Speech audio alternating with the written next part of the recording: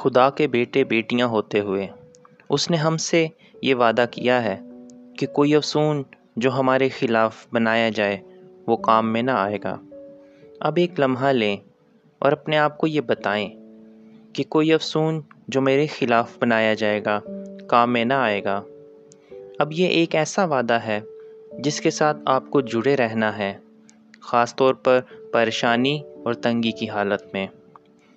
ہم سب ہی اپنے آپ کو بچانے کے لیے کوئی نہ کوئی طریقہ نکالتے ہیں۔ ہم دروازوں کھڑکیوں پر لاکس لگواتے ہیں، ہم اپنے گھروں میں سیکیورٹی سسٹمز لگواتے ہیں، لیکن چاہے ہم اپنے آپ کو بچانے کے لیے کتنی ہی کوششیں کیوں نہ کر لیں، ہمیشہ ایسے حالات ہوتے ہیں جس میں ہم غیر محفوظ بھی ہوتے ہیں۔ ایک غلط فیصلہ ہمیں خطرے میں ڈال سکتا ہے۔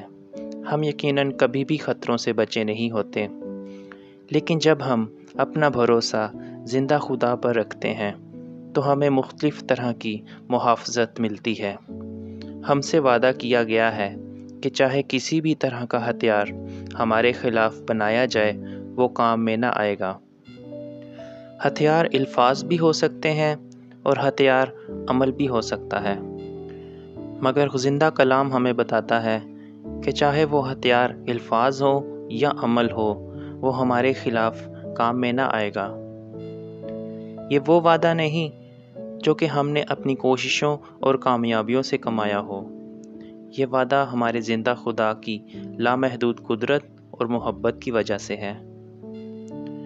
مگر یہ سمجھنا بھی ضروری ہے کہ یہ وعدہ اس لیے نہیں ہے کہ ہم کبھی مشکلات اور امتحانات کا سامنا نہیں کریں گے۔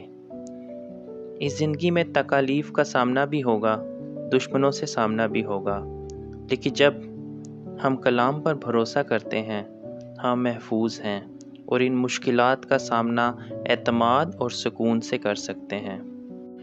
ہم یہ بھروسہ کر سکتے ہیں کہ سب کچھ زندہ خدا کے کنٹرول میں ہے، وہی ہماری حفاظت کا ابدی ذریعہ ہے اور کوئی بھی چیز اس کی قدرت کے سامنے ٹھہر نہیں سکتی۔ کلام ہمیں بتاتا ہے کہ خدا کا نام محکم قلعہ ہے، راست باز اس کی طرف جاتے ہیں اور بچ جاتے ہیں۔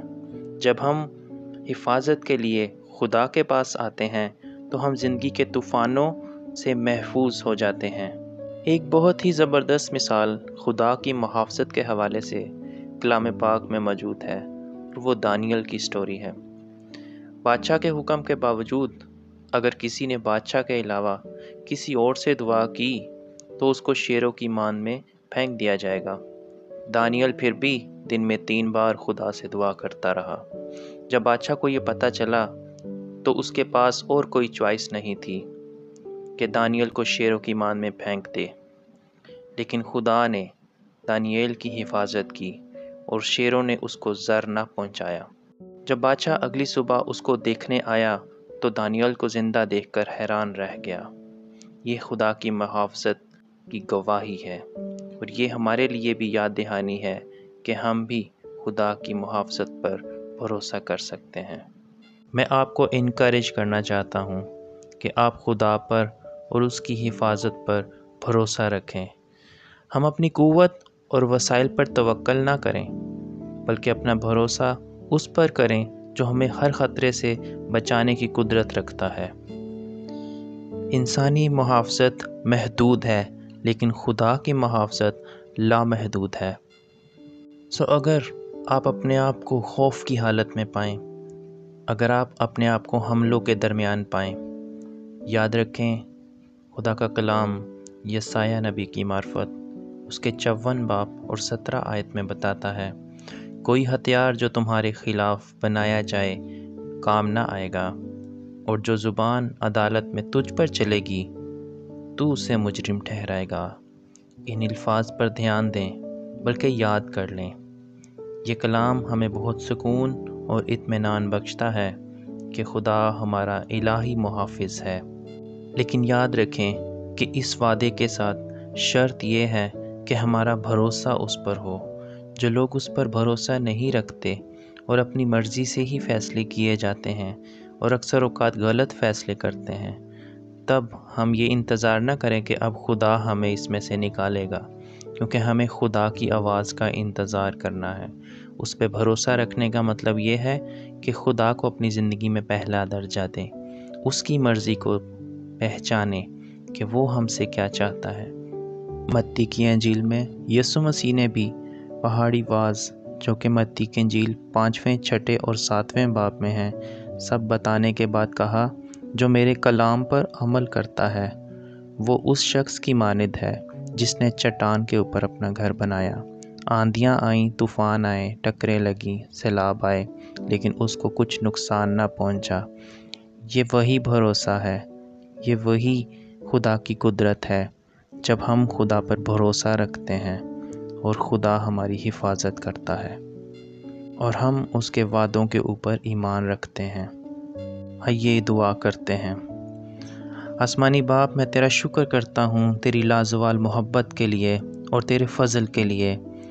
باپ، تو ہمیں محفوظ رکھنے کے لیے اپنے فرشتوں کو حکم کر کہ وہ ہماری حفاظت کے لیے آئیں، کیونکہ تیرا کلام کہتا ہے کہ خداوند سے ڈرنے والوں کی چاروں طرف اس کا فرشتہ خیمہ زن ہوتا ہے اور ان کو بچاتا ہے۔ اے خداوند یسوع مسیح، تیرے لہو کے لیے تیرا شکر کرتا ہوں، جس کے بہنے سے میری خلاصی ہوئی، مجھے فتح ملی، میرے گناہوں سے رہائی ہوئی۔ اس خون کو جو بے عیب برے کا خون ہے، جو ہماری خلاصی کے واسطے بہایا گیا، جو ہمیں نجات بخشتا ہے، اس خون کو میں خود پر، اپنے سے جڑی ہر چیز پر، اپنے خاندان پر لگاتا ہوں۔ اے آسمانی باپ، میں تیرے وعدوں کے لیے تیرا شکر کرتا ہوں، جو مجھے اس بات کی یقین دہانی کرواتے ہیں کہ میں تنہا نہیں، اب میں کمزور نہیں، بلکہ باپ میں تیرے ساتھ ہوں اور تو میرے ساتھ ہے۔